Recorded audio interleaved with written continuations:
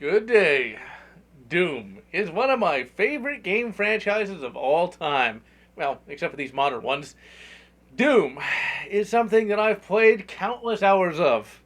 And today, we're going to be taking a look at my least favorite of all the classic Doom games. Today, we're taking a look at Final Doom. Final Doom is a compilation of two separate single-player campaigns that in Doom lingo are called Megawads. You have TNT, developed by, appropriately enough, Team TNT, and the Plutonia experiment, developed by two members of Team TNT. These Megawads were bought by id Software and sold via id Software and released on CD-ROM on June 17, 1996, and later got a PS1 port by Williams Entertainment, and in the modern era are distributed by Bethesda. But the only modern console you can get it on is the PS3?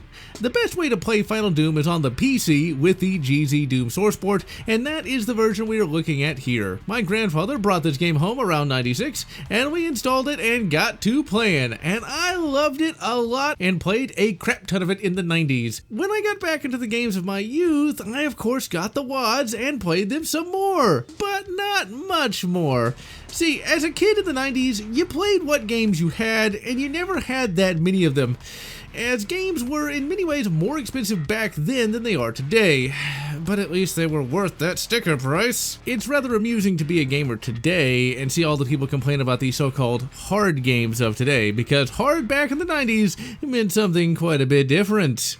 And back in the 90s, if you were a kid with just a few games, no matter how hard that game was, you were gonna play it because it's what you had. See, ladies and gentlemen, what I didn't know as a kid, or even in 2008 when I got back into Doom, is that Doom can be divided into two camps. You've got the run-and-gun camp, my camp, and then you've got the super hardcore challenge camp.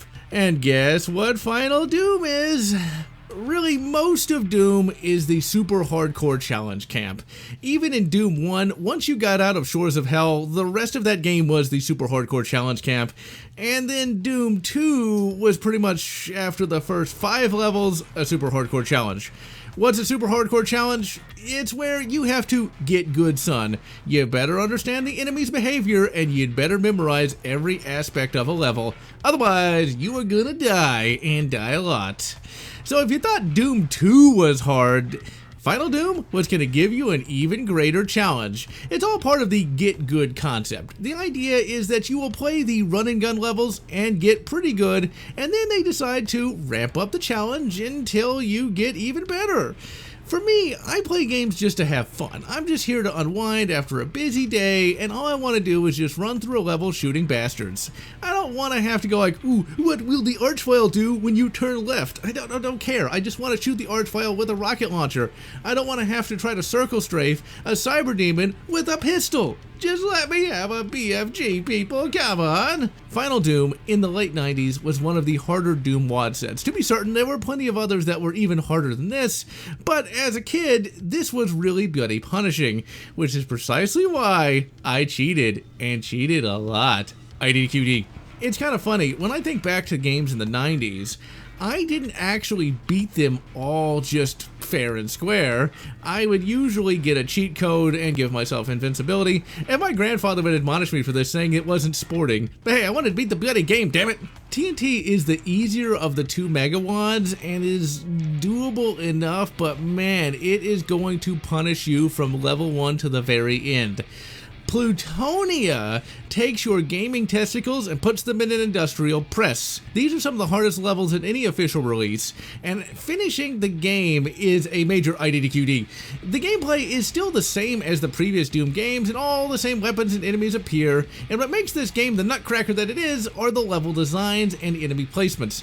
Now, despite not enjoying this kind of game, the game is on the right side of cheap frustration. You're not going to open a door and be blindsided by a cyberdemonium or a spider mastermind. The devs are too good for that nonsense, but they will spawn archviles in horrible places, give you little to no ammo or health, and have chain gunners snipe you from across the map. On level 1, get good or IDDQD. These two Megawads are the official license passages that prey upon the weak, so better have a titanium will, otherwise you will not survive. Now, you could also have IDQD too. Do I recommend it to new players? Well, if you think Doom 2 is too easy, go for it. If you like to have fun, you might pass it or IDDQD.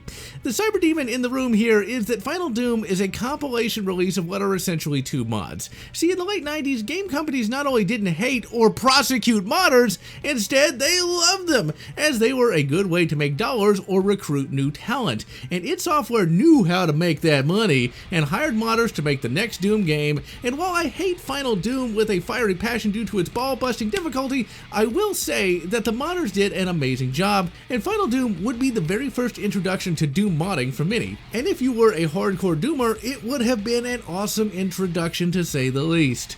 Graphically, we got a few new textures here and there, and a few new end screens, along with an 18-wheeler truck trailer, which I guess is kind of cool. I mean, I did remember it almost 30 years later, and TNT has a whole new awesome soundtrack that is really one of the great soundtracks of all time. Not much of a story to report on here. Just like in the previous Doom installments, you get no intro cutscenes or intro text crawls. The 2 WADs are mutually exclusive of one another, and each purports to take place after Doom 2, and is supposed to conclude the story. Despite Plutonia being the most ball-busting of the entire lot, it would get a fan-made sequel called Plutonia 2, and that mod would be even harder and get popular in its own right. Just because something is rock hard does not mean it's bad, but I think I'm just going to fire up the Dark 7 WAD and have some real fun. If you thought me dunking on Final Doom was bad, just wait till I dunk on some Doom 2. Uh-oh. Live in fear. Until that time, ladies and gentlemen, I am General Lotz, wishing you good, Doom 1, Quake 2, or whatever makes you happy. If you enjoyed this video, please consider subscribing, and please consider leaving a like or a comment, as the algorithm desires your soul. And I want to thank all those fans who have supported this channel, both past and present.